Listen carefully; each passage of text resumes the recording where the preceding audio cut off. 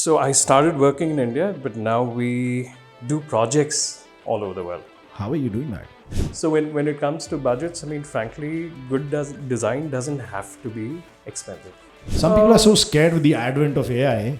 They're like, यार ये क्या कर रहे हो तुम लोग? तुम इंटीरियर डिजाइनर्स क्या करते होगे? अब सब कुछ तो AI पे हो रहा है. तुमने थोड़ी कुछ करना है.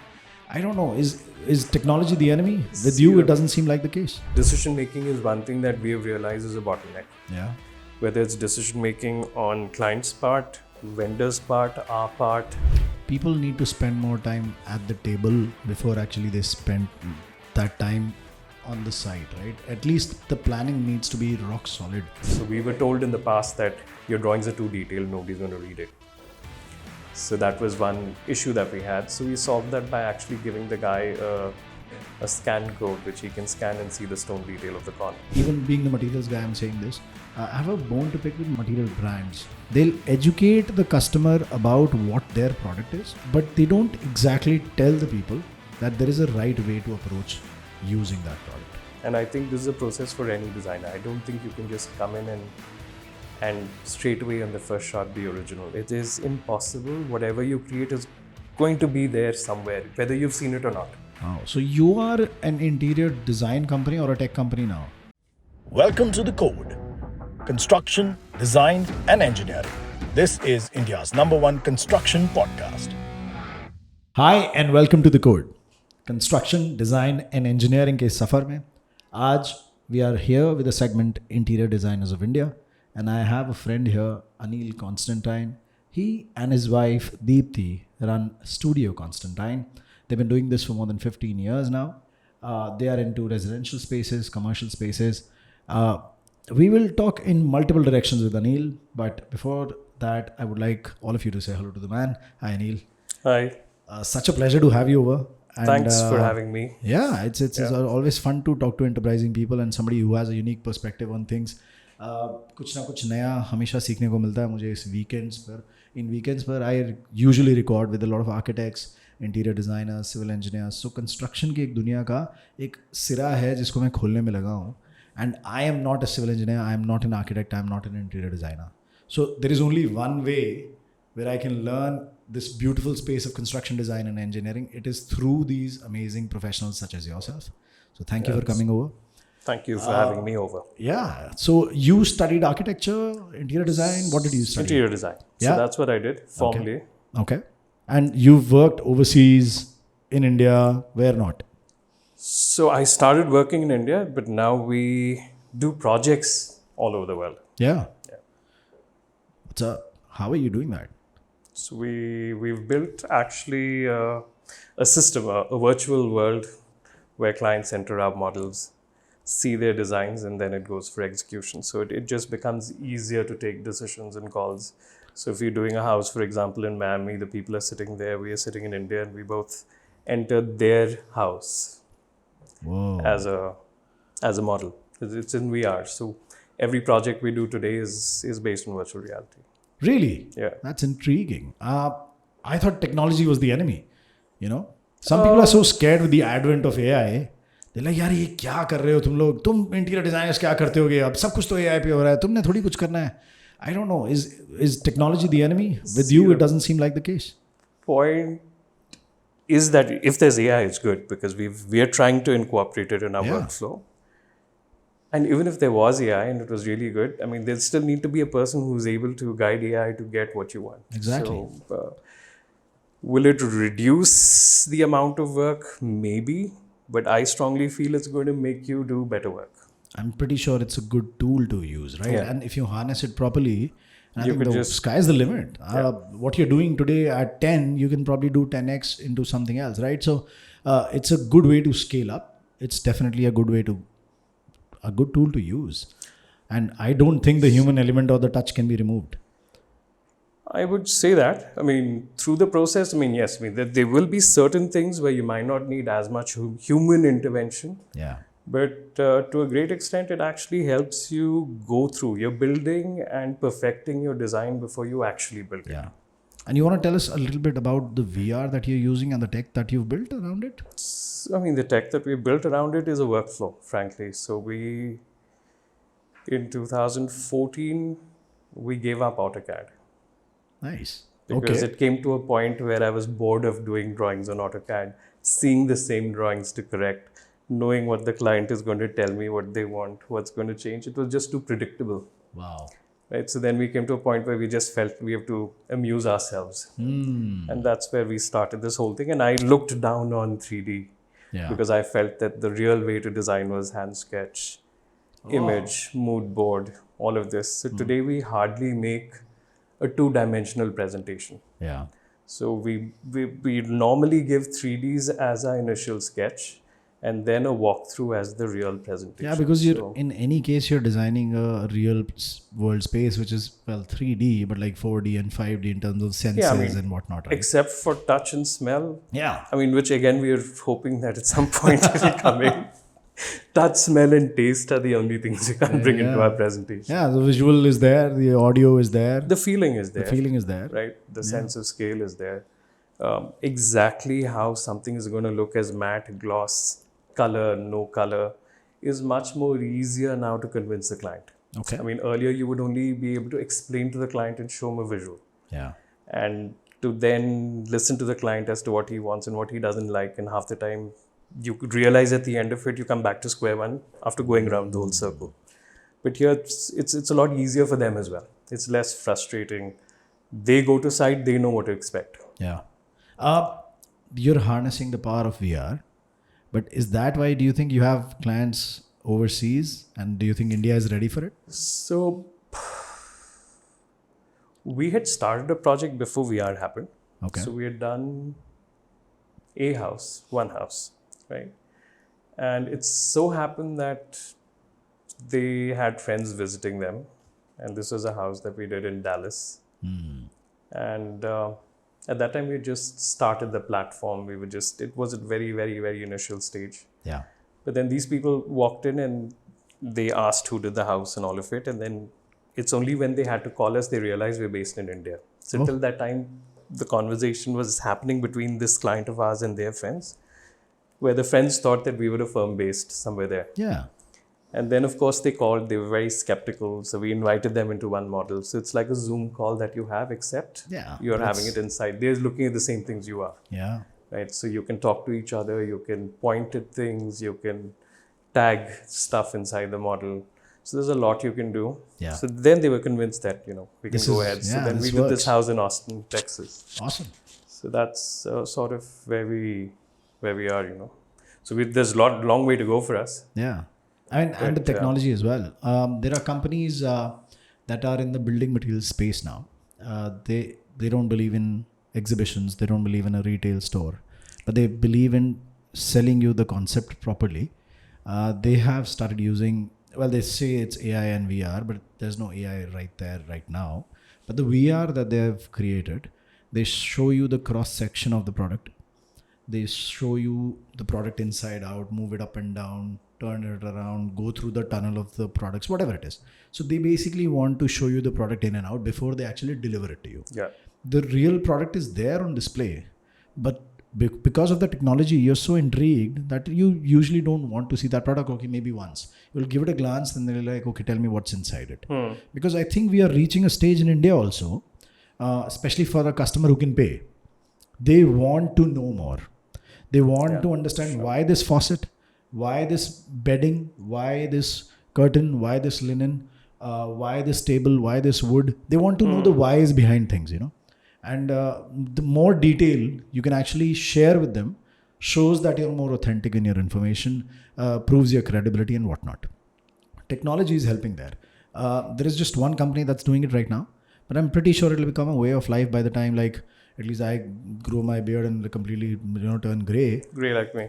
I mean, it looks good on you, but for people like me, when I'll start genuinely looking older and older and older, which I'm reaching there, but still, in time, I think it'll become a way of life.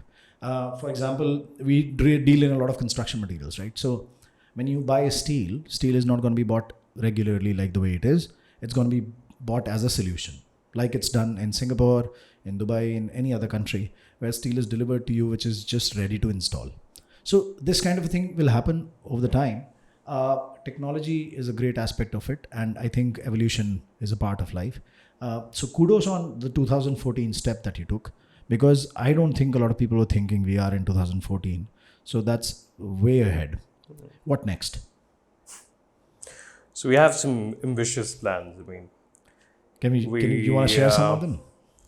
it Or is, do you want to? we're You don't want to jinx them right now.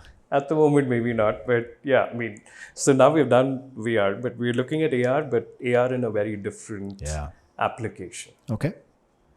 Okay, that's the So, future then. At least for the next 5-10 years, because augmented reality is again a So the idea is augmented and virtual together, and Together, that's yeah. where design comes in, right? So that's going to be the best way I could present my idea, because a lot of what we do as designers is it's not only what you see. yeah. It's what how you feel, what emotions you go through when you're in that space. Yeah. So that's something that cannot come out on a 2D drawing. So today we recorded with somebody who's an interior designer as well.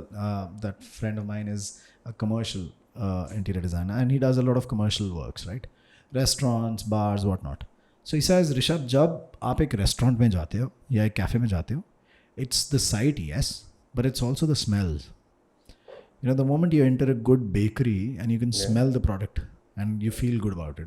You smell the coffee, the chocolate, and then there's that feeling which says, okay, this is a welcoming place, and I probably would crave this more, because it's not just the sight of the food, it's the sensories that, you know, get enlivened up. And, you know, this is completely in resonance with what you're saying. I mean, I think that's essentially why humans want something, right? Different. It's one of the senses that you have is getting highly activated or let's say tickled. It should tickle your fancy. Very well put. As an interior designer, what kind of designs? And I'm pretty sure that you can put homes today in at least like 5 to 6 envelopes, right? There's a minimalistic design. Then there is, let's say, an economically viable design, which is only in India, by the way. There is something called luxury. Then there's semi-luxury, ultra luxury, and there's premium luxury, and then I don't know how you define the other luxuries. Then there is like filthy rich luxury, and then maybe there's something else as well. So when it comes to design, does a client come to you saying such things that, okay, this is the amount of money I want to spend it all, or does it work like? So normally it doesn't, at least with us. What's the dialogue like? I'm hoping someday that happens for us, right? Where they tell us this is how much money you want to spend. Because frankly, there is no limit to the money you can spend. Yeah. Right? And so essentially I'm also looking at, Deepthi is also looking at clients who actually want, people who really feel like they want to do a really good home. So there is a certain client who might want the home done for the outside world. Yeah. And then there is this other client who really wants to experience a nicely designed or done home. So, I think the second, is my kind of client. So when it comes to budgets, frankly, good design doesn't have to be expensive. It's the difference. If you wanted a white floor, you could spend maybe 20,000 rupees a square foot buying stone, and you could buy 50 rupees tile also. Yeah. Is there an aesthetic difference? Yes, maybe. But is it that much that it will change your entire look? Maybe not. Yeah. Right? So it's debatable. But what we keep telling our clients is, first let's design. Let us arrive at what you want. You see what we come out with. And then let's work backwards on the price you want to achieve it in. Right? Because both ways, when they give you a price up front, it works sometimes for the better or the worse, because when you come up with good design sometimes, and the right type of materials, maybe the right, let's say, material for a kitchen countertop, the best right material might be a little more expensive than the one that's normally being used and accepted. So there the client might then stop and take that call to say that, okay, I don't mind spending a little more here. Right? So what happens there is, we tell them is like, you forget price for a moment. You just judge everything on how you're going to feel inside here. After that, let's see how to achieve the actual budget, so-called. And that's where actually Deepthi comes in. So when we do a project, where I am is where I create and I design, and then Deepthi comes in to become the practical, the person who's actually trying to achieve this whole thing in the set budget by the client. Right. We are missing Deepthi in this conversation a little bit because I think that was the best balancing act right there. These husbands, I tell you. Oh yeah. But I keep, so for somebody who's a first time renovating or building a home, right, or doing the interiors for their home, first time, they've not had a first hand experience of ever doing their home, right? Because what you see today in this scenario is people making better money today, having a better spending power. And I'm talking about youngsters. I'm not talking about somebody who's much older, maybe new parents, maybe people who've just moved into a new house, right?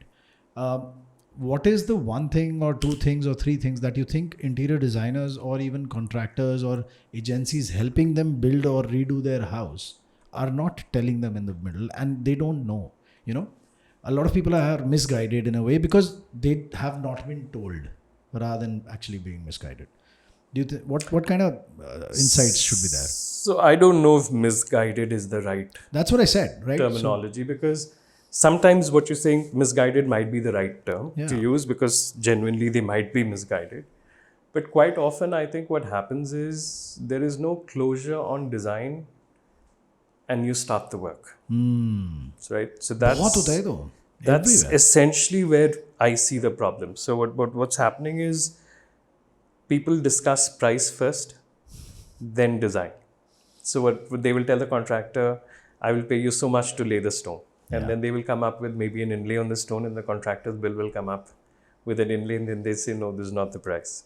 So that's the problem that I see. It's just not approached systematically. I mean, in the sense that what we tell clients is, you come to us, we'll design, and we'll do a budgeting in 2 phases. So the first phase is a generic thumb rule cost. Yeah. Second phase is based on the drawings that we make for your design. So then we are coming to like a 95 to 90, let's say 95, anything between a 95 to 100% costing. Yeah. Right? And the client also is very clear because they walked through the model. So they're not going to turn around and tell me that, you showed me 2 walls in the 2D render, I don't know what the other 2 walls are made of, because they're walking inside, they can turn, look around everywhere. They can count the number of lights in their model and then see how many lights they have on site also, because it's exactly what we're going to build. And once we're clear about that is when we actually like to even start the demolition process. Yeah. Because what happens quite often is that I think work starts and then there are some unforeseen issues that, because the design maybe is discussed but then not thought through as a working drawing, as a detail, as... People need to spend more time at the table before actually they spend that time on the site, right? At least the planning needs to be rock solid. This keeps coming back from a lot of people. In fact, not just you. A lot of architects also say that. A lot of interior designers I've met, they keep saying that, that the right education and the right conditioning in the beginning is very important, or at both ends, before the job begins. I have a bone to pick, even being the materials guy, I'm saying this. I have a bone to pick with material brands in that way. They'll educate the customer about what their product is and how it's better than the other. Maybe in some cases, maybe they won't even say that, and they'll have a very good familiar face to do that advertisement. But they don't exactly tell the people that there is a right way to approach using that product. That right way is, fortunately or unfortunately, left to the professionals, yes. But then again, brands are pretty much doing everything else.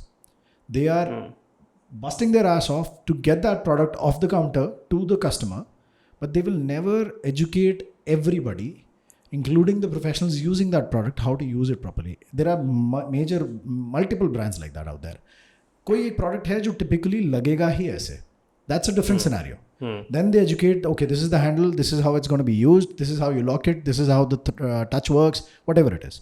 But there is a product which is to be installed in a certain way, and it might be a simple, straightforward way, but that simple, straightforward way needs to be communicated and taught to the teams, the vendors, the workforces, the technicians who are actually installing it. So वो education impart करनी बहुत ज़रूरी है. When you build the right first, like when you build it right the first time, that is what is needed also, right? आप कितना budget बचा लेते हो उसमें, and that budget can actually be spent into maybe using that extra swing in your place, or that corner which you want as a reading corner, or that extra luxury light that you wanted, or some sort of a element that you probably saved money on. You could have saved that money in your budgeting when you did not do the correction of the place. And it's a huge amount. It's not a small amount. And also, I think, so this whole point of, this sequencing of work and time spent on planning, a lot of clients and to some extent, a lot of my own colleagues feel that it's a waste of time in the beginning. Oh. Right? Putting in so much effort in finalizing and making working drawings before you actually start work. Why would somebody think like that? So, a lot of clients change, right? They change their decisions. So then you got to redo drawings. And I understand where that is also coming from. Yeah. But we have realized over time that, so for example, the latest site we executed, and we've done this 3 times over for the same brand, a car showroom that we finished in 57 days for the first time. 57 days? 57 days from inception to execution. Oh. Right. So the one that we just did now, all in all, if I put the working days together, there were some breaks in between because of some approvals. I think we would have spent 64 days. Right. So another one in Gurgaon, which we've done for Lexus. This is the brand that we've done it for. We've done, I think, in under 60 days. So all of these projects, I mean, the first day, let's say the working drawings, if the electrical drawings went out, even my glass drawing was out. Oh. So glass was being ordered to a size that the civil team was going to match. Wow. So if it's well thought out and if it's well worked out, which in 2D is hard, is what I've realized. I mean, I started working with 2D in 99. I stopped working in 2014. Yeah. Right. And I never knew 3D. I never knew AutoCAD 3D. I never knew any other 3D software. So 2014, I actually learned a 3D software to start work. Okay. Right. And then I realized that that's maybe what we were missing, because we also went through this whole process, and a project which would take maybe 2 months of execution or 3 months of execution, or maybe even 5 months of execution in some cases when it's larger, sometimes will take 10 months when you do it the other way. Might take even 1 year when you do it. So we've earlier done projects where a house would take maybe 2 years. Oh. Right, when you do it. And now the same 24 months, I know we can achieve in 15 to 16 months. Right. So when you're doing a complete house, so which is what we call as a turnkey finish, where you turn the key and everything is set inside. Yeah. And it works best for both sides. It's good for business. It's good for the person Clients building are it. happy. Yeah. It's the most time you spend on it, the more frictions there, the more pain it is. It's just, and the whole process of actually building and the joyful process of building and actually seeing your home come alive, it sort of goes for a toss, right? It all becomes a It does. kab hoga sort of a thing, right? But and I mean, everybody starts blaming each other, and then that's the whole. I mean, so for example, we are able to achieve this on quite a few projects. Yeah. We are not able to achieve it on some of the projects, Yeah. right? And then that's also due to a combination of many reasons. Because decision making is one thing that we have realized is a bottleneck. Yeah. Whether it's decision making on client's part, vendor's part, our part, whichever way, decision making is something that if it is done at the right time and decisions are made and you move and don't go back, right, is where a project moves. No, really I'm a fast. client. I am renovating my home right now, and I can tell you frankly, I am the problem in it. I am the problem because I don't have the time to go and check what looks good for a wardrobe. I don't have the time to spend and go and see what kind of a marble would look good for my house. What is something I want. I don't have the time to go and take a look at like 5 types of kitchen and decide what kind of kitchen works for me. So I am the problem. I get it. Now, when I started being the problem, the guy who was doing the job was on push mode and I was on a chill mode. And now when I'm on the push mode, he's on the chill mode. And the agencies in the middle, they're all on a chill mode at all the times. And they're saying, sir, labor बैठिए, पैसे पकड़ाओ. Sir, काम तो हो नहीं रहा. Sir, पैसे पकड़ाओ. And इतना सब कुछ करते हुए, running this whole podcast and talking to a lot of professionals and whatnot, I am still lacking in my own home. These kind of things happen. But the ecosystem in India, when it comes to the client and the professional, is changing now, right? I have It is. sort of realized that you have people giving great commissioning jobs now.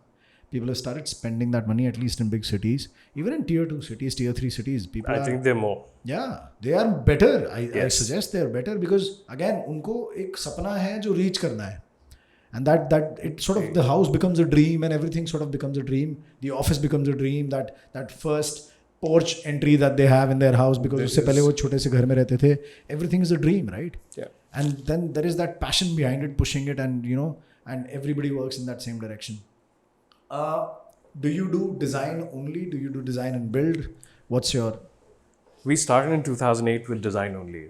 Yeah. And I was very clear I didn't want to execute because I always feel somewhere it's a compromise either on design or on execution, because there is a limit to how much time you give each. Yeah. So we purely started out as a design consultancy only, and we've still remained that. Yeah. Now with everything that we do, I mean, sometimes with the whole VR and all of it, things are so clear that sometimes I really can't understand why it takes so long to execute sometimes. Right. So we're now working with teams who can also read drawings like that. So we were told in the past that your drawings are too detailed, nobody's going to read it. So that was one issue that we had. So we solved that by actually giving the guy a scan code, which he can scan and see the stone detail of the corner. So that's what we're now trying to put in. So now what is left is that we need to put that scan code in the drawing. Interesting. So instead of sitting and giving a detailed drawing, it'll be a scan code to the picture of how the corner needs to You're actually look. making your life easier, the client's life easier, and the vendor's life easier as well. Actually, the guy, I realize, when you go to site, you realize that the guy who's fixing the stone for you most probably has passed 5th or 6th, right? And over here, we type long sentences in English, which you realize after interacting with them that it's unfair to Them also. expect them to understand. Exactly, Right? And the same thing, there's one supervisor, there's one foreman who's giving instructions to the whole site. You need to build 10 bathrooms in one house, and you have maybe 50 corners to deal with. Yeah. So over here, and you realize that all these guys have taken to Paytm and scanning codes. It's like naturally comes to them. So we just realized that maybe if you give them a scan code, Yeah. that's your Yeah, picture for the corner. Yeah, just scan and just see the image, right? Just scan and just see the design. And So the only it's right difference there. is that they will see it with the same stone they're going to use. Yeah. So the same stone that's lying in front of them. So we've invested a lot of time in recreating the exact same material that we're going to buy. Interesting. So from the tile to the stone. So many cases there are companies that give you the images, but in many cases when it comes to stone, we're actually recreating the same thing. Wow. So you are an interior design company or a tech company now? Design company. Yeah, no, still? no two ways about it. See, that's the whole point, right? I think so. There is this mindset where if you're a designer, you need to be making drawings, right? And I keep asking myself, what is it that I'm doing, Yeah. right? And why am I doing it? And when you ask the question why, is when you start finding new solutions. Yeah.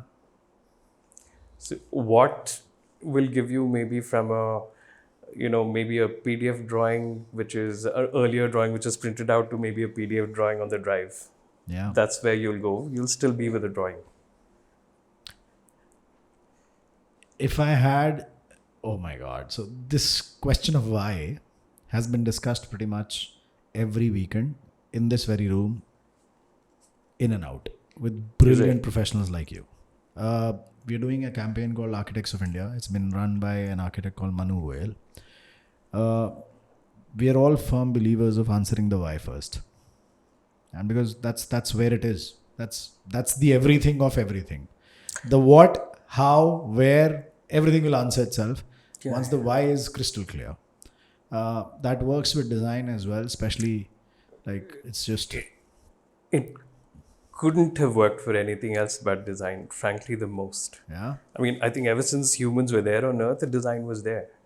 Yeah. You always found a way to do something in a more easier, more practical way.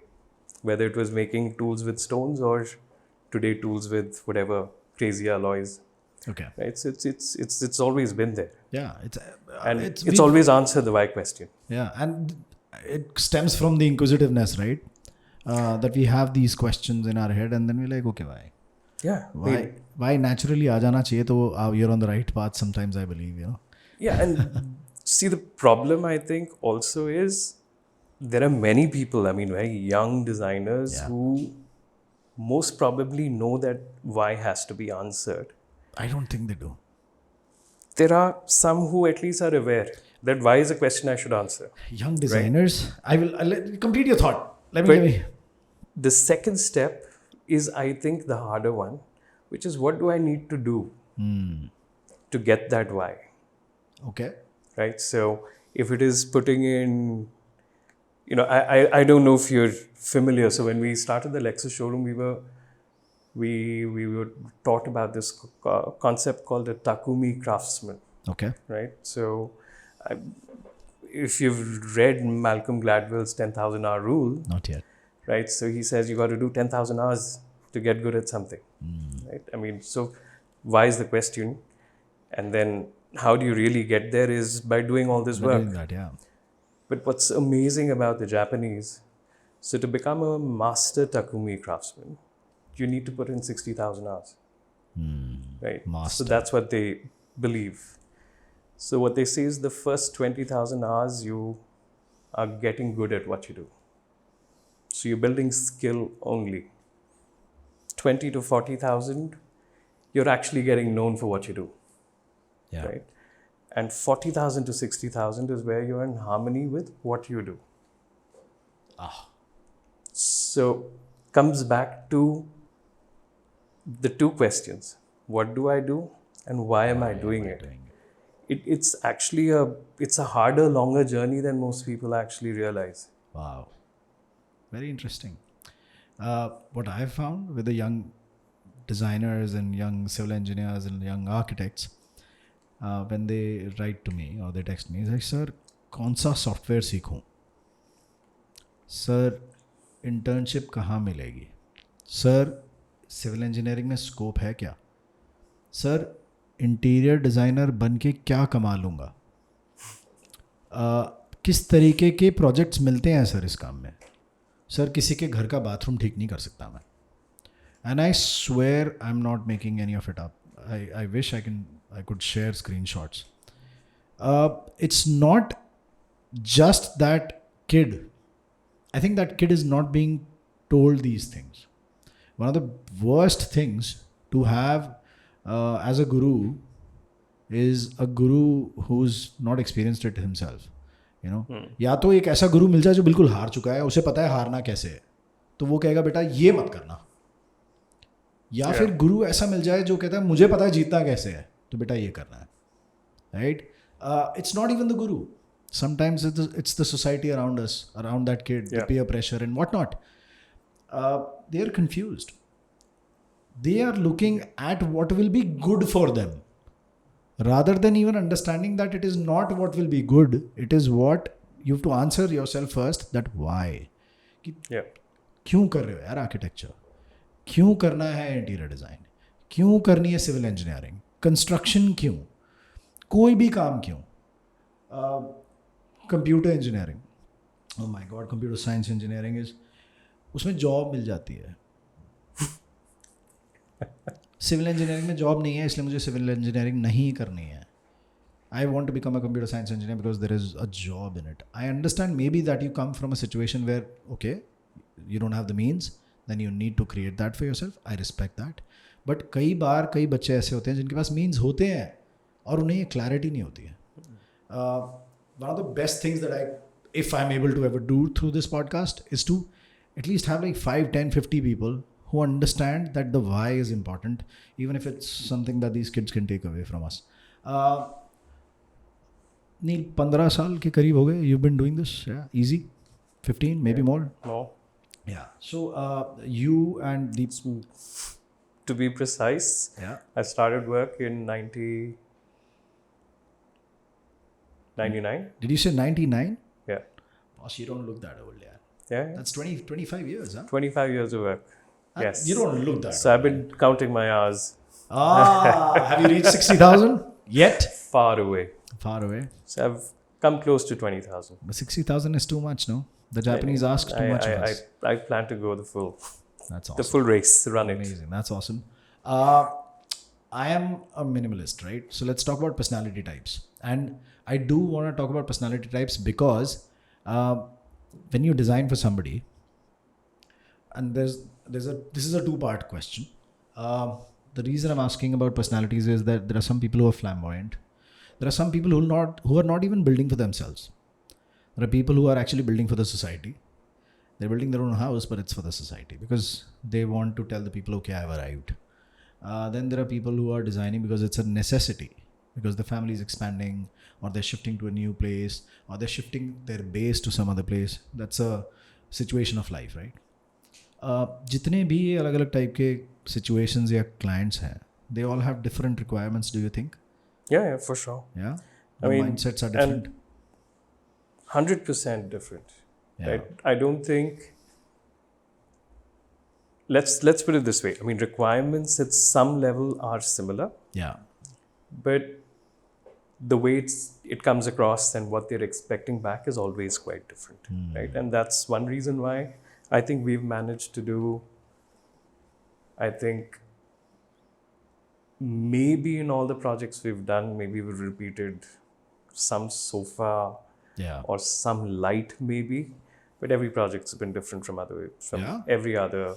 So even material choice, if we've done, let's say, a bathroom with a leather finished granite, we've never done it again, okay, right? Because for me, I also take it as a personal challenge to do something new, yeah, right? To just, I mean, it's not about reinventing the wheel, but it's more like, how could I package the same thing differently for this person who wants this?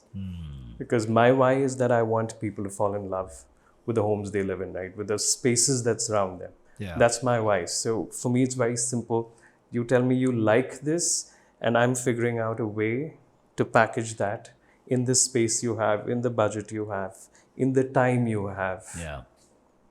So that's my job. That's your job. Interesting. That nobody's put it like that. People have put it in a very, very different way. Different people have their different takes, and they have their own unique standpoints.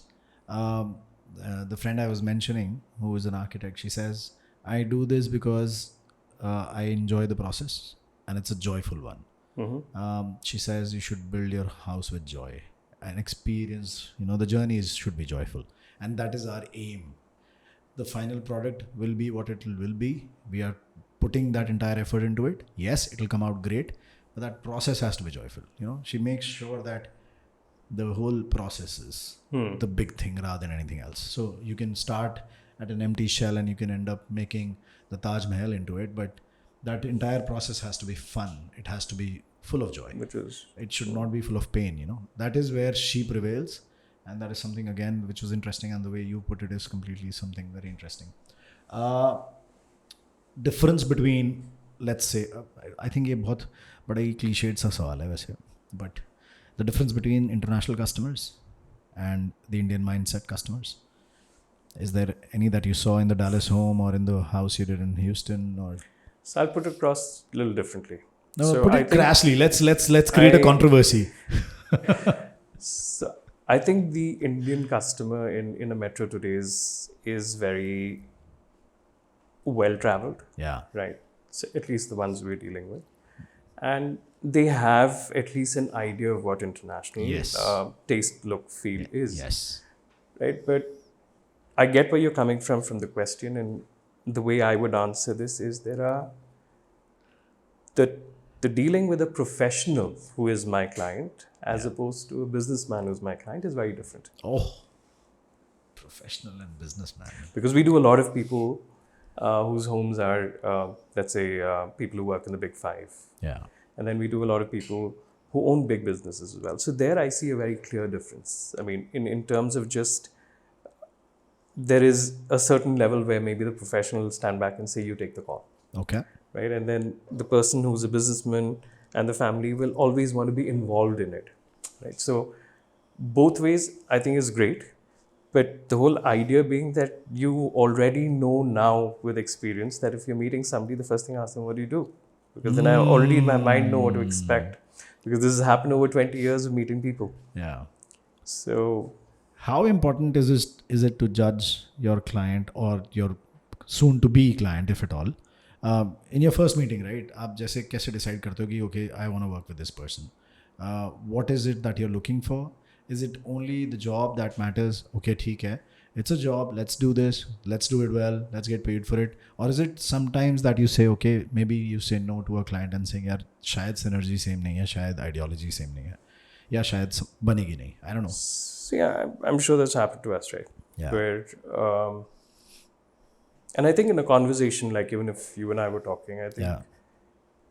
if one of us feels that way, the other one will also feel Yes. a similar energy. Yeah. Right. So it has happened where maybe, clients doubt what we can deliver. Right.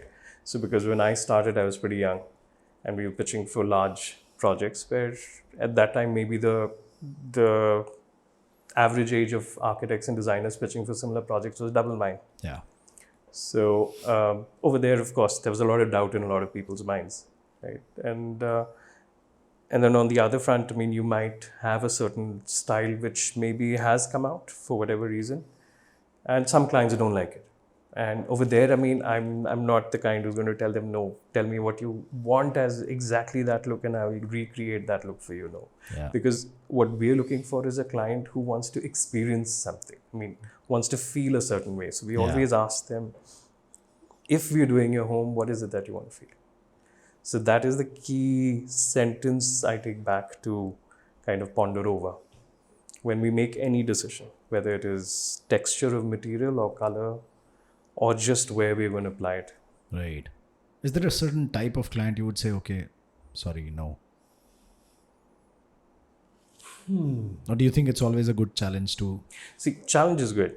I mean, I like because- trying new things. Right? Yeah. So that I like. I also know I will fail somewhere when I try it, and I have. Yeah. Right. So, And no regrets. I mean, for me, I think being a designer, being any person creating or producing anything, whether goods, services, or otherwise, I think taking on a challenge is just kind of a way of honing your own skills and for you to realize where does your uniqueness come in, right? Because I'm sure you've been through this software evangelist guy, Kawasaki. Yeah. Yeah. So he has a graph which I think has just resonated very clearly with me, right? So he says on the X and the Y, let's say there's value and there's uniqueness, right? Where you want to be is on the far right. Yeah. You want to be high on value and high on uniqueness. Absolutely. And by doing new things is where you actually learn what you could do differently. And challenging yourself is one of them. So if I get a client who I feel I can't work with, most probably I'll say yes. Maybe midway through the project, he says, I don't want you as the designer. Maybe, I don't know. Yeah. Right? Or maybe I turn around and tell him I can't work with you. Yeah. Or her. Whatever happens, it happens, is. yeah. But the point is that I don't think that judgment shouldn't stop me from actually saying if I see potential in creating something, I should go for it. Yeah. And the challenge is good. And you should be open to failure, right? Yeah.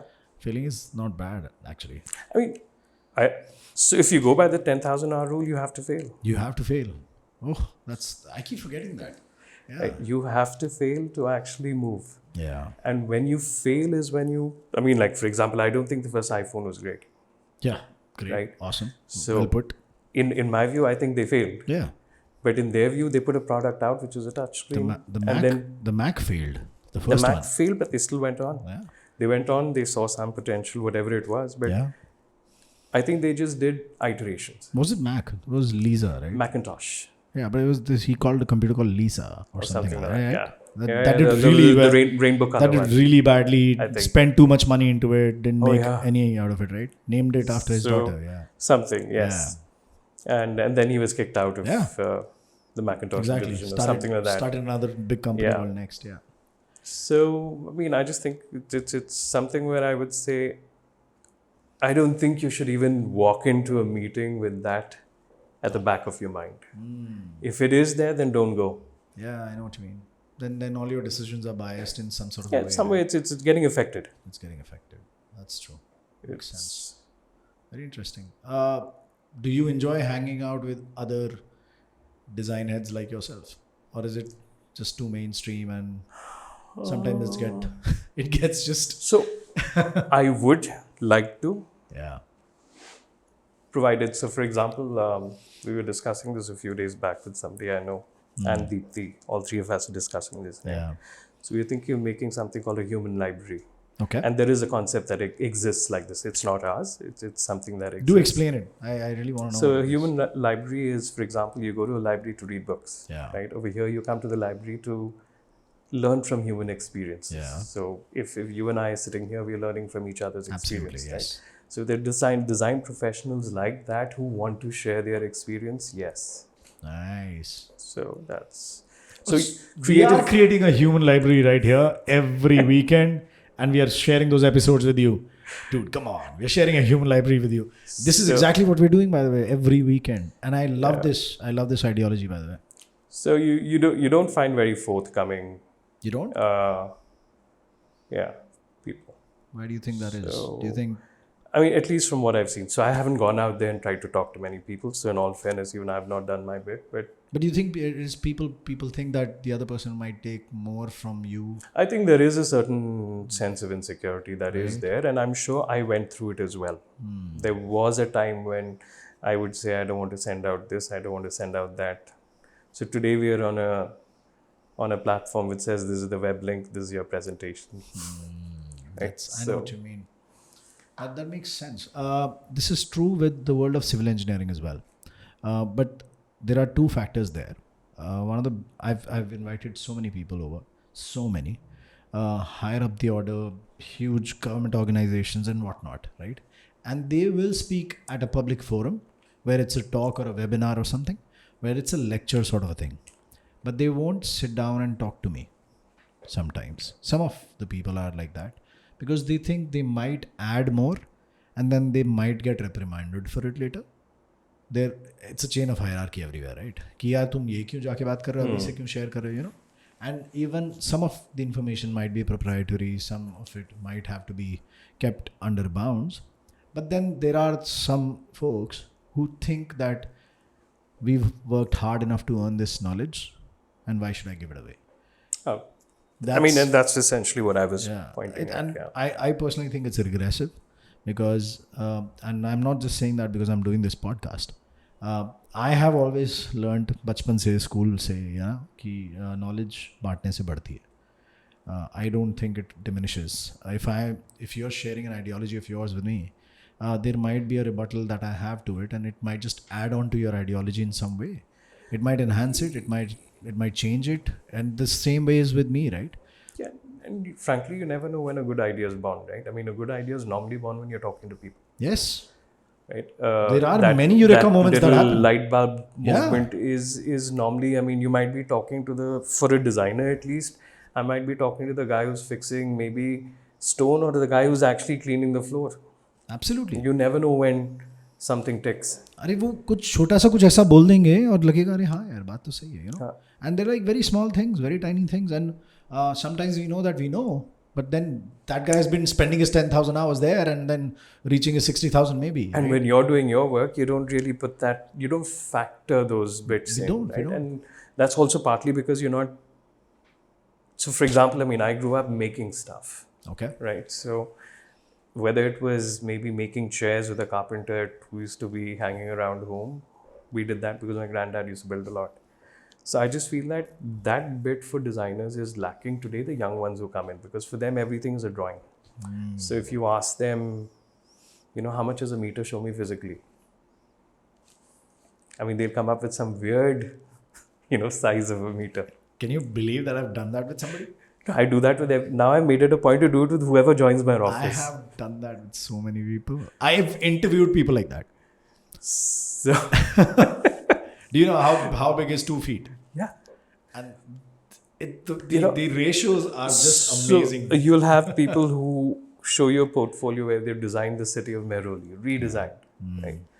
And they'll show you a very impressive set of drawings, which I know that even if I sit down to make, it'll take me time to sit down and make it, and very well done. Yeah. No doubt. But then you'll ask them the size of, let's say, the height of a dining table. They'll come up with like a 1 meter height or some other height. So I was like, if the table should be 1 meter, then your city of Mehroli will have to be bigger. Right? Because that human scale will have to apply Yeah. everywhere. Yeah. Right? You'll have bigger cars, you'll have bigger everything. Absolutely. So I mean that's a sad part. So I think a lot of them, that physical and virtual connect is something that you can't lose. I mean, so even if I go ahead and make all of this virtual reality stuff, I mean, for us to see the real site as opposed to your creation is something that I'm closely following right now, and that's where we want to bring in our next step. AR. Do you actually miss it sometimes, working with overseas clients and working on VR and saying, okay, maybe I should actually go and check it out once physically? So Or do you think it really doesn't matter? it would when be comes nice, to- right? Of course, I mean, traveling to a different country to see a site, That's an additional benefit, right? Yeah. benefit, right? But if I'm looking at purely what I do, Yeah. which is creating spaces, and the amount of time, effort, and energy to detail out each piece, Yeah. and also document. So that has also been a big challenge for us, right? Documenting a site. So I wouldn't say to perfection, but at least to the closest reality. Yeah. Right? Is something that we've learned over time that it doesn't happen in one go, two go, three goes, and there's always something that goes off, especially if it's a building that's already built. Right? So Anil, you sound like a mad scientist, man. You do. Yeah. And it's I'll not have a to- bad thing. I'll have to grow my hair. No, it's not a bad thing. I swear, So- when you want a professional, yet even if you want somebody who's making your coffee, you want that mad scientist behind that coffee bar, because he knows what he's doing. And you want that mad scientist to tell you, okay, this is this strong, this is this strong, this is this strong, but I swear you should try this one.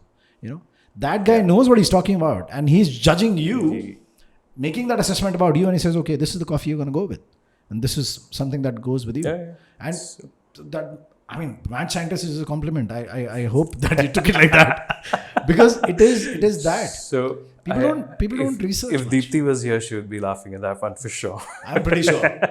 I mean, that's what vibes are there for, right? In any case, like somebody. Yeah. I mean, So the guy I is- took a pretty big swing today in the morning, and I said something to my wife, and I realized that was a very big swing. And if I connected, it's out of the park, yes. But you don't pretty much. You always lose those ones, and it's always a strike. So for now, yeah, it's strike one for today. Yeah. And then it's a whole long story. I want to talk to you about inspiration versus originality.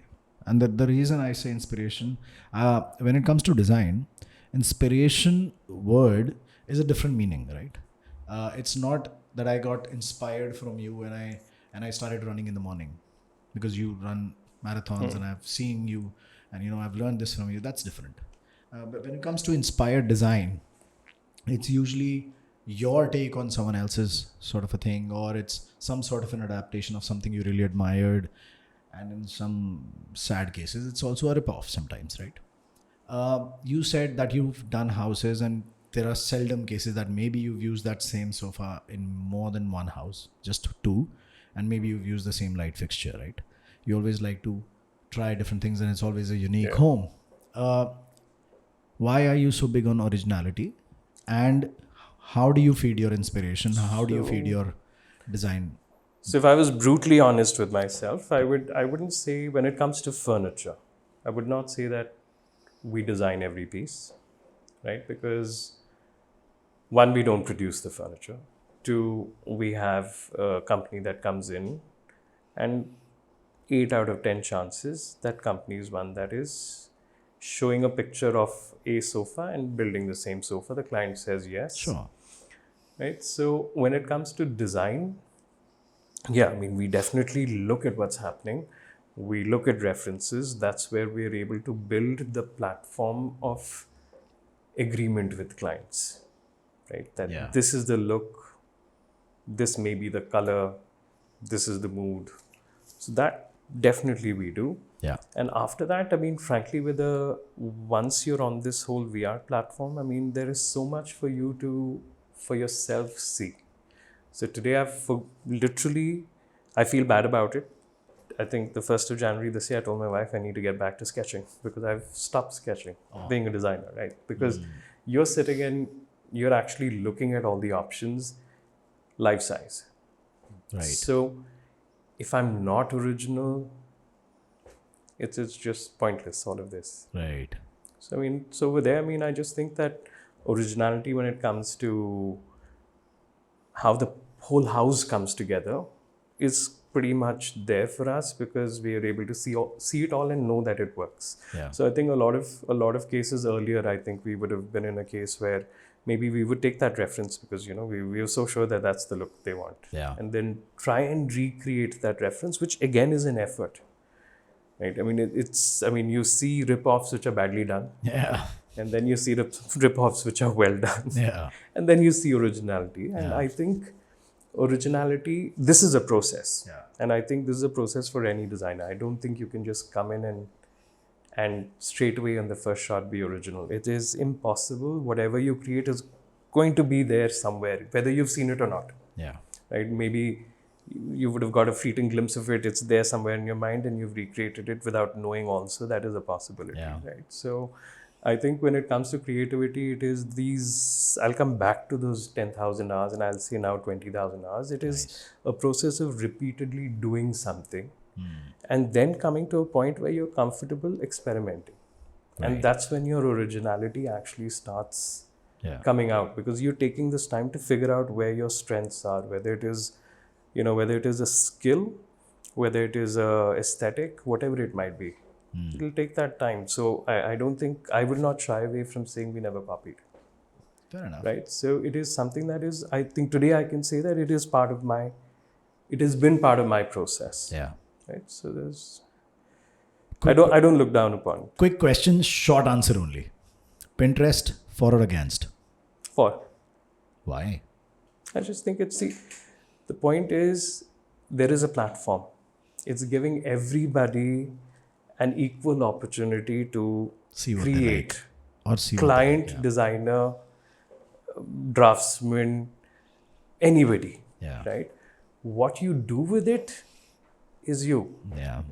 So I think it's great because it just pushes me to do better. Very interesting. I want to understand the kind of materials that you've been using, especially for the last 2 years, and the color palettes that have changed. Because what used to happen, so 99 till 2023, 24, right? 25 years, you have seen pretty much a good full circle of the design elements that are in house, right? पहले क्या होता था कि वो एक होता था, I don't know what it's called, पहले वो there was this wooden chair which was woven, right? Rattan. Yeah, so it's come back and it used to be there in the 90s.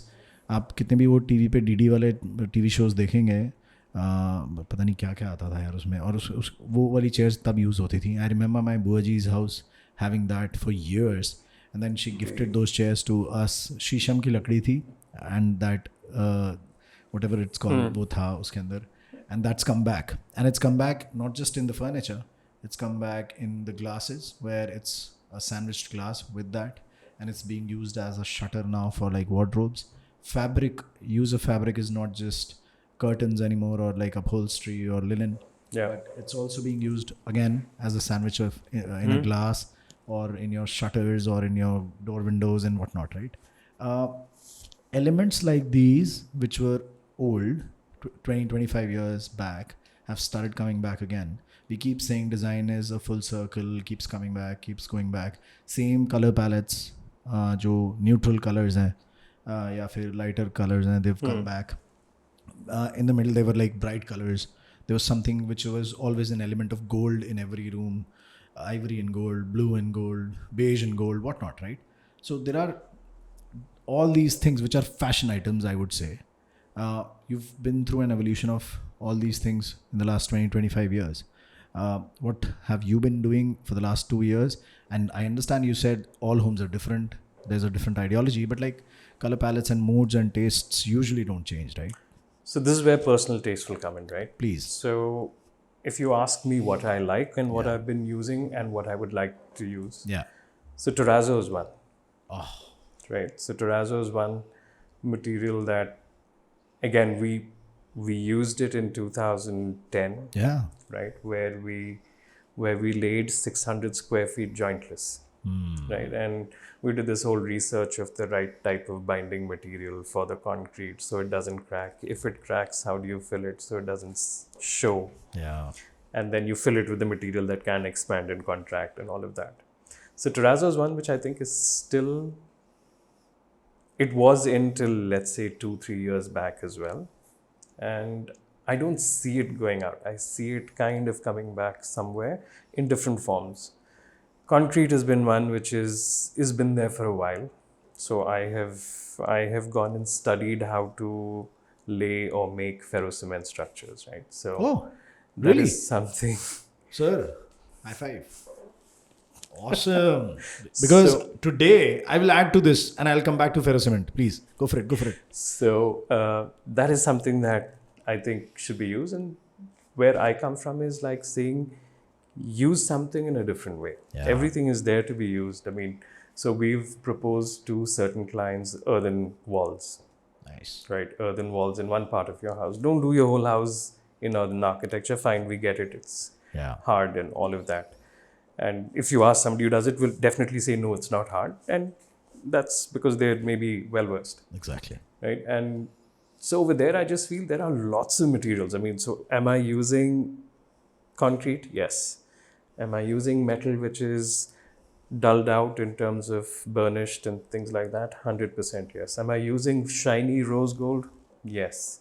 Am I using fancy Italian marble? Yes. Am I using Indian marble? Yes. Am I using granite in my designs? Yes. So, I mean, when I'm creating, I'm not going for, look is one part of it. It has to look aesthetic, it has to look good, and that's why you're in the business of design. But I think eventually it is the feel that I'm running after. So it is how does one feel when you're using this bar counter, how would you want to feel? Therefore, what do you want to put on top? Okay, I'm gonna first I'm gonna talk about terrazzo quickly. When I was doing my home, I told the guy, I said, I want terrazzo floors because I grew up in a house which was done in white cement. The flooring was There you have it. bloody amazing. Yeah. And I miss those floors, yeah. They were so nice. They were cool in the summer. They were warm in the Yes. winter. They were brilliant. And I hate the stone and marble. And he says, भाई तेरा घर ना नया नहीं लगेगा. बिल्कुल भी ना ऐसा नहीं लगेगा घर में कुछ करा है. There are some people. I just wanted to, I don't know, and I didn't get my way in that. So we are using Italian marble. So when we did our house, I wanted a black terrazzo floor. Wow. Right. So my wife said, I've grown up with this floor, so I don't want this. So that's a different perspective So, to it, right? Yeah. And finally, we went for a black wooden floor. But but I was very clear the black should be the color. So I wasn't completely married to only terrazzo, but yes, black was the color because of a certain feel. So we said, okay, instead of black terrazzo, black wood. Chalo, compromise, somewhere So adjustment. again, I mean, it's how much of a compromise on the overall look? Yes, some amount, but it's not like so much that's going to make it a new space. Yeah. Talking about ferrocement, the father of ferrocement in India, he's a civil engineer. His name is Prem Chandra Sharma. Yeah. साहब ने 1958 में रुड़की से engineering की थी जब उसको रुड़की कहा जाता था IIT रुड़की नहीं थी वो I spoke to him today this morning and I asked him, sir, when are we recording about ferrocement? And he was gracious enough to tell me that, I'm meeting him next Saturday and we'll talk and detail it out. So you'll see an complete episode on ferrocement very soon with us and PC Sharma sir. And he's a guru to many civil engineers. He's been practicing for more than 60 years. And I think his 60,000 hours were done like 15-20 years back. So I'm pretty sure he's that guy who's in that zen of his workspace. I want to ask Aneel about his choices between two, okay? And they're not choices between two. I'm going to throw two choices at you, just pick one. Okay. Just pick one, yeah? Glass railings or metal railings? Glass railings. PU finish versus acrylic. In what? Shutters. PU. PU. Flooring, favorite kinds. Terrazzo, I know that. All, I mean, like, I don't know if you've seen a earthen floor. I would go I something like that. have, but oof, that's another whole vibe, you know. Yeah. Lighting color, favorite lighting color. 3500 Kelvin. Awesome. Do you believe in Vastu? Yes. Controversy. Okay.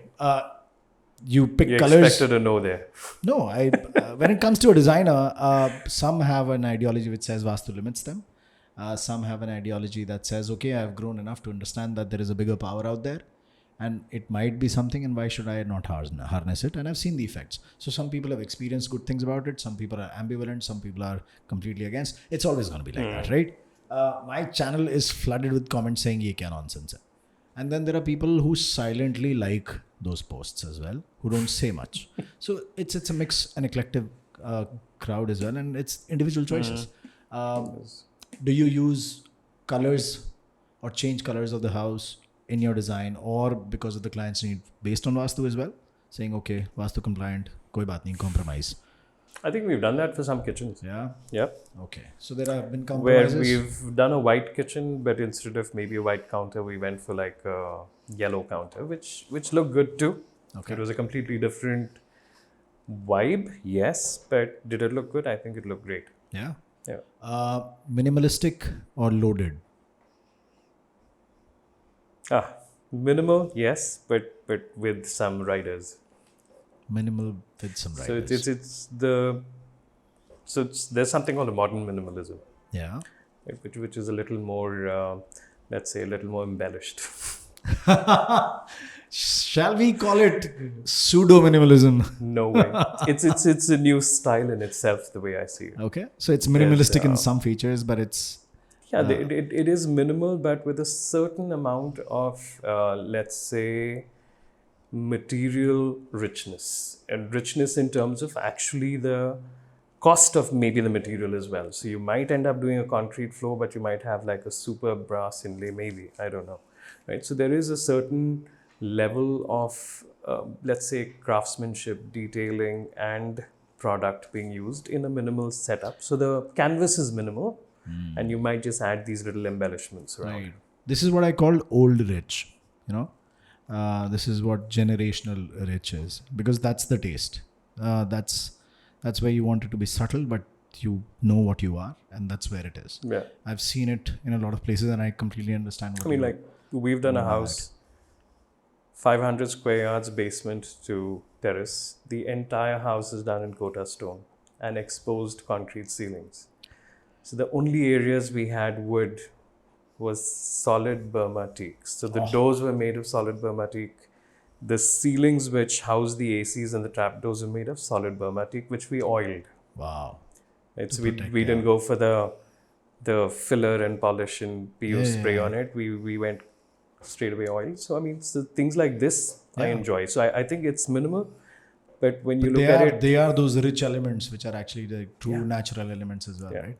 That is what is bringing the richness in and the making it the modern. So they're grades of forests in Burma, Hmm. from where you can buy A, B, C grades of teak. Yeah. And each forest produces a different grain and a different tone Yeah. of teak, right?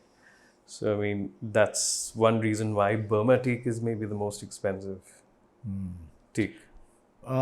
Natural products, natural elements compared to their composite alternatives. Purely based on application. So natural is great. Composite is also good. And I think it is for the designer and the professional to apply right. Do you think natural is becoming too expensive these days?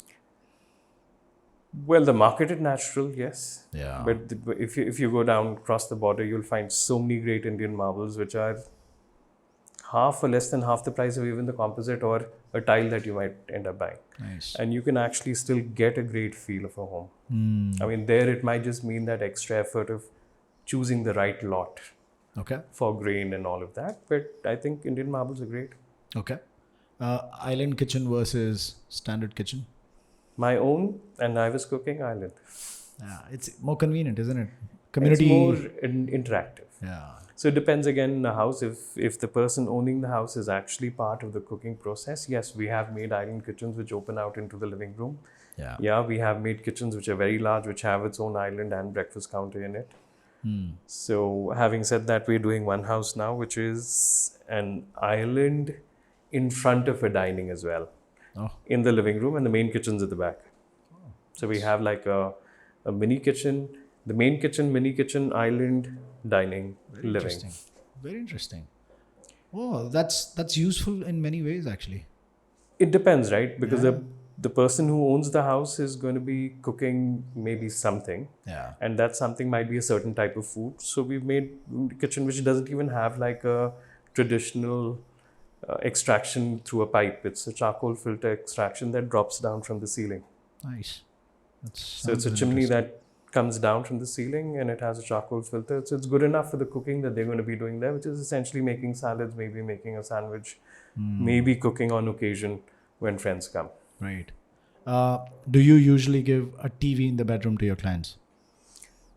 Well, I personally don't like one. There are some clients who want one.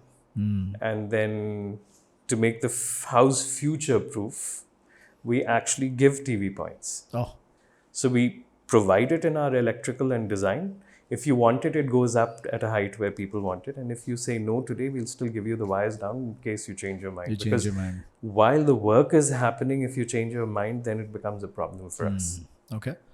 So Deepthi wants a TV in the room? Nope, No, none of right? us. Thankfully, we agree. Man, there's something I agree with you on. This part is just like, anyhow, it's a big debate in any case, so let's not go there. Do you like a dining table in a house? And do you think it's an essential feature to have, especially today? Especially today with growing families, I would say yes. Also because when I look at parent-children interaction in nuclear families, I just feel a dining table is good to have. It's gone down drastically. It isn't has. Yeah. It has. Everybody's in and- their rooms. I mean, it's gadget based. Everybody's eating in front of their phone or computer or TV or something like that. So, I mean, I think yes, dining table is something that I would strongly advocate for, because it's more than just that sitting and eating together. Yeah. Eventually. Do clients still ask you for a place for their landline? Well, this is something that's been receding in terms of number, but we end up giving an intercom because now many of the houses you need to call room to room. So, and cell phones don't work everywhere. And which is also very surprising. I don't know if you understood why cell phones don't work in phones. No, please in tell me. certain homes. Tell me. There is something called, there's a French engineer, a civil engineer who figured this out. It's called the Faraday-Cage effect or something like that. Okay. So you have Faraday-Cage bags today where you put your phone inside the bag and it will stop emitting a signal. Oh. Right? So it's essentially because of all the RCC and the concrete and everything. So It's kind of creating the same effect. It's creating the barrier for the cell, the cell waves. Very interesting. That's why you need a signal booster in your house now. Which is again a debatable topic. Yeah. I know what you mean. When it comes to a multi-story house, do you think... So what happened in mine was we had to have separate Wi-Fi connections, each floor. Or there came a device where, they programmed something and then they gave us those Ethernets and whatnot. And then there was a huge challenge and, wired connections and whatnot. Why? I don't know, because we still live in the 90s somewhere. I don't know. What's the best way to Access points. Simple access points, Access point configured with the same Wi-Fi name. Wi-Fi you walk IP. from room to room. It's seamless. That's it, right? And that did not seem to be like a good solution to this guy who's been giving us the... No, it's impossible. No, man, it's not. It's possible. It's it still is happening. I mean, like for example, this house that we're 2024, doing. it's still happening. They wired the entire thing in my house. Access points wired are the best, Okay. right? Wireless mesh, yes, it works very well. In some situations, could cause an issue because you've maybe it's maybe lesser range than what is required. right? But wired ones, you're going to get the maximum speed, especially now that you're going to Wi-Fi 6 and Wi-Fi 7. Yeah. You're looking at maybe 2 Gbps on Wi-Fi. Yeah. Right. All the laptops now are. At least, yeah. So you've been in North India for a long time, correct? Yeah, the larger part of my life, Yeah. yes. So houses with balconies or no balconies? Balcony. Balcony. What do you do in a situation like Mumbai? Just A good get light solution. in. Huh? I mean, large windows which get light in. That's I think it, right? that's There's no other because way. windows that can open. I mean, I'm going to get the same feeling of a balcony. I mean, Yeah. essentially, a balcony is where you sit out and you can feel maybe the weather outside. Yeah. Enjoy it. And That's I think true. even if you do have a space where the windows can open, I think it's great. Last question. Best thing to do with your terrace if you have one? I don't know, just do what you love most, whether it's gardening, whether it's playing golf, whether it is making a pool on top. It is completely based on how you think you're going to use it Use that throughout. space. Maximum use case scenario, go for that. Do you think we should build according to what people are doing, follow the fashion, or do you think we should actually do that? When I say we, I'm talking about the homeowner. Do you think we should self-introspect and take a deep dive, understand what we need, and then go with it? Or do you think it's a great idea to have 2 kids and like 5-6 bedrooms in a house and whatnot, and then build lavishly today? So there I just feel that I think it's very important to know what you want first. Yeah. So if you don't know what you want, then you're in for trouble. Yeah. And Right? So if you're very clear with your requirements as a house, which is maybe today, if you think this is your requirement, you'll have to plan maybe 2 or 3 years ahead, because let's say today you decide to start building or start buying the land, it's going to be a 3-year process by the time you build the house. yes. So you're looking at a 10-year window of what you want, and the next 10 years of what you think you might want, right? So I mean, so is the house future-proof for maybe another floor if you need it? Is it good for the next 10 years right now, the way you're thinking about it, is what you really want to do? I mean, I don't think trend is good, right? But trend also, if you really go down to the basics, I mean, I just think, I mean, like, for example, today, I go to a lot of places in Italy, for example. I'll take Italy as a place because I love the place as well, Milan. Sure. There are a lot of old structures Yes. which are done like really well on the inside, from no way will you call it dated, right? So can you actually keep, like you change your clothes, can you actually do something to interior to give it a fresh new look? I think for sure. I mean, I think that's where you should be Yeah. as a homeowner. Yeah. I mean, do everything that's fixed, do it well, but everything that's changeable, start experimenting with that. Don't go overboard. If you feel you want to keep to trends, don't go overboard and start doing onyx walls everywhere, and then later on realize I don't want onyx anymore, I want to break it down. Yeah. Something like that. I think I've picked your mind enough today, right? Yeah. Tired? If you think so. Tired yet? Aneel, this was a brilliant conversation. I actually enjoyed talking to you, man. In our next conversation, when we have that, I hope to have Deepthi with us as well, so that Yeah, I shall hope can- to convince her.